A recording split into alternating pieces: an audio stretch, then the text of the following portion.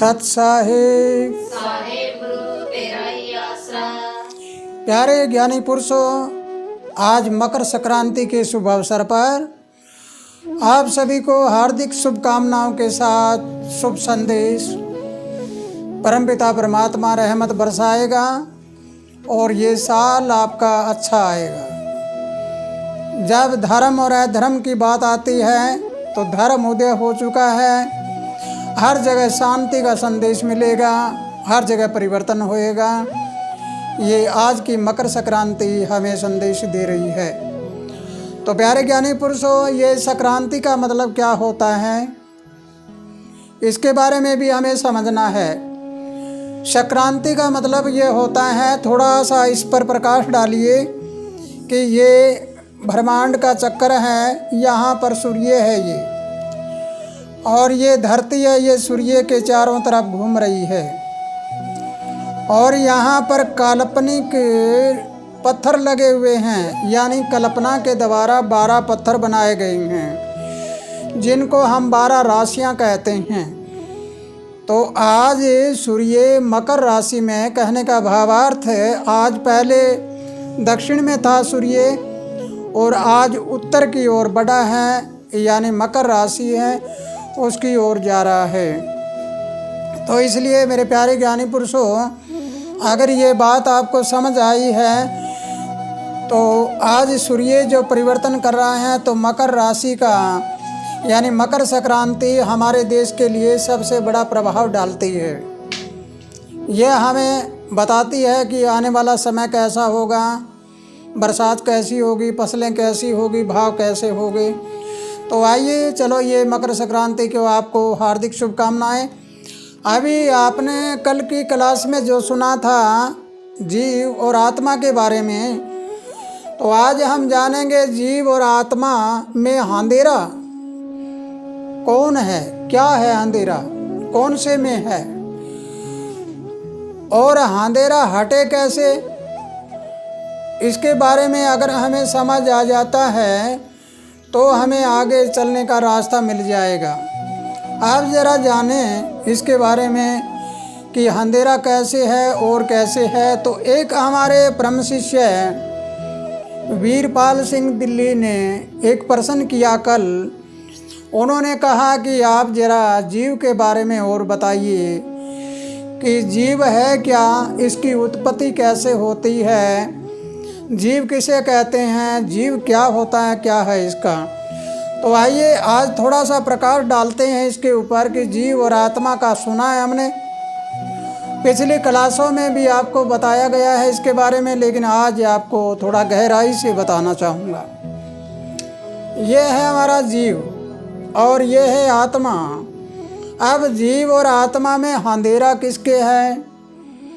आत्मा का अंधेरा हो नहीं सकता, क्योंकि आत्मा तो खुद ही लाइट है। जब प्रकाश है, उस प्रकाश को कह दे कि वो अंधेरा है तो वो कैसे होगा।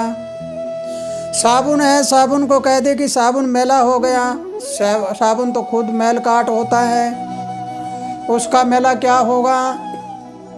कोई सतगुरु के बारे में कह दे कि सतगुरु को ज्ञान हो जाए, तो ज्ञान सतगुरु खुद होता है, ज्ञान क्या होगा।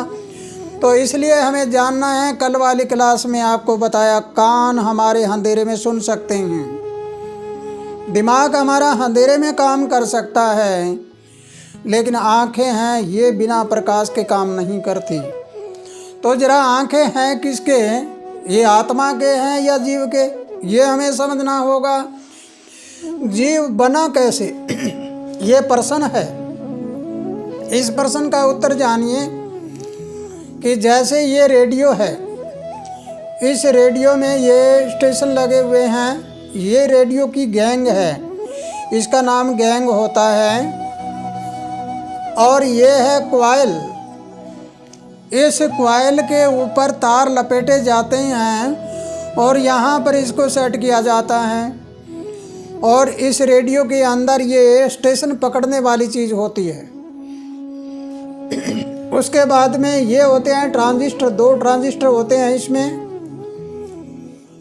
और ये इधर होता है एक ट्रांसफार्मर। जो ट्रांसफार्मर इसमें आवाज़ को, इसके करंट को आगे प्रवाह करता है। तो अभी हमें जानना है कि ये रेडियो हमारे शरीर से मिलान करिए। मिलान करने से हमें पता लगेगा कि जैसे मैंने अपने हाथ से रेडियो बनाया, इस रेडियो का ये हमारे ऊपर एंटीना लगा हुआ है या हमारे ये मीटर लगा हुआ है, इससे वो कैच करता है, पकड़ता है। इस प्रकार हमारे यहाँ पर भी कैचिंग पावर होती है, यानी शक्ति होती है वो पकड़ने वाली, आवाज़ पकड़ने वाली। तो अब हम जिक्र कर रहे हैं जीव का। जीव यहाँ से नीचे होता है। जीव का मतलब पहले आपको बता चुके हैं, जिसका जीवन हो।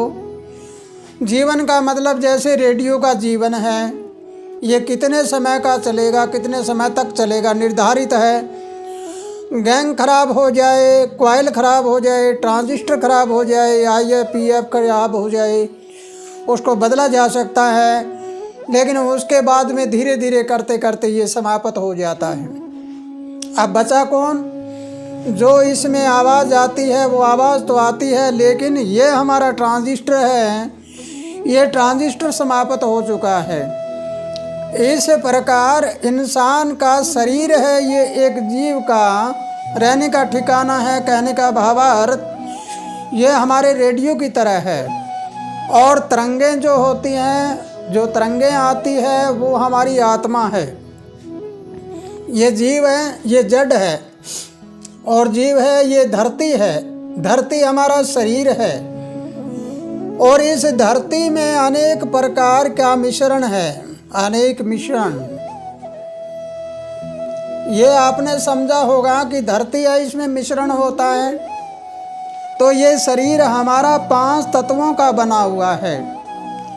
5 तत्व का ये पुतला बना हुआ है, लेकिन इस पुतले में अगर आत्मा ना हो, प्रकाश ना हो, तो ये शरीर बिल्कुल जड़ रहता है। इसलिए हमें शरीर की परिभाषा को समझना है कि शरीर जो है ये क्या है। फिर हमें जीव की परिभाषा को समझना है कि जीव क्या है। ये शरीर है तो ये जीव है, जब ये जीव है तो ये शरीर है, और शरीर में अगर आत्मा का प्रकाश है तो ये जिंदा है। अगर प्रकाश नहीं रहा तो ये जिंदा भी नहीं रहेगा। जैसे बिजली के 2 तार होते हैं, एक ये तार है करंट, और ये होता है अर्थ। इसको अर्थ कहते हैं। तो अर्थ और करंट दोनों मिल जाते हैं। ये दोनों ऐसे ऐसे मिला दिया हमने, और ये मिलाकर हमने इसका कोई बल्ब बना दिया। ये देखो ऐसे बल्ब बन गया। ये बल्ब बन गया तो इस बल्ब ने अपनी लाइट देना शुरू कर दिया। इसी प्रकार हमारे अंदर जीव और आत्मा, यानी जीव तो जड़ है, आत्मा हमारी लाइट है, तो हमारे अंदर प्रकाश शुरू हुआ। लेकिन हमारा सवाल तो ये है कि जीव बना कैसे। जीव बनने का कारण है, जैसे हमने अपने हाथ से रेडियो बनाया, इसी प्रकार इस जीव को बनाने वाला कुदरती ताकत होती है। 5 तत्व इकट्ठे हुए, इकट्ठे होने के बाद उन तत्वों में ये प्रकाश आया। प्रकाश आने के बाद धड़कन शुरू हुई। धड़कन शुरू होकर इसने एक आकार ले लिया। लेकिन एक सवाल बड़ा गंभीर है, जीव और आत्मा। जब जीव और आत्मा दोनों का जोड़ा बनता है, तभी ये काम देता है। ये आपको पहले बता चुके हैं। अगर जीव और आत्मा का जोड़ा ना हो तो न तो जीव काम करेगा और न आत्मा करेगी। लेकिन सवाल अब ये आ गया कि इसमें मरता कौन है? मरता जीव है या आत्मा? आप दोनों का देखते हैं तो आत्मा न मरती है न जन्मती है, ये सभी संत महात्माओं ने कहा। लेकिन आत्मा जब प्रकाश है तो इसका मरना जन्मना क्या था? अब जन्म और मृत्यु होती है तो जीव की होती है। जीव का मतलब ही ये पुतला है, इसके अंदर एक सूक्ष्म शरीर है। इस सूक्ष्म शरीर को ही हम जीव कहते हैं। लेकिन इसमें कोई शंका उत्पन्न हो जाए, मान लो किसी को कि इसके अंदर सूक्ष्म शरीर है, ये जीव कैसे है, तो जरा ध्यान क्रिया में जाकर देखिए। ध्यान क्रिया में जाकर देखने से पता लगेगा कि आपका ये सूक्ष्म शरीर है, ये बाहर निकल कर चलेगा। ये बाहर निकल कर चलेगा तो ये सारी चीज़ का भ्रमण करके देखेगा। अब भ्रमण करके देखेगा तो हमें पता लगेगा कि मैं शरीर नहीं हूँ, मैं एक ही आत्मा हूँ। कौन कहेगा? ये जीव कहेगा कि मैं शरीर नहीं, मैं आत्मा हूँ। अब मैं आत्मा हूँ तो पूरे ब्रह्मांड का सैर कर सकता हूँ, लेकिन जब आत्मा चली गई तो जीव भी समाप्त हो जाता है। जैसे हमारा शरीर समाप्त हो जाता है, ऐसे ही हमारी जीव है, ये भी समाप्त हो जाता है। जब तक आत्मा के साथ जुड़ा हुआ होता है तब तक जीव, और उसके बाद समाप्त हो जाता है। तो मेरे प्यारे ज्ञानी पुरुषों, ये सवाल तो बड़ा गंभीर है, पूरा हो नहीं पाया, तो इसका बाकी अगला अंश है वो कल की क्लास में आपको बताया जाएगा। तो इसी के साथ खुशहाल रहो, आनंद करते रहो, और प्रभु तुम्हें लंबी उम्र दे और सदा सुख शांति से, अमन चैन से आपका जीवन बीते।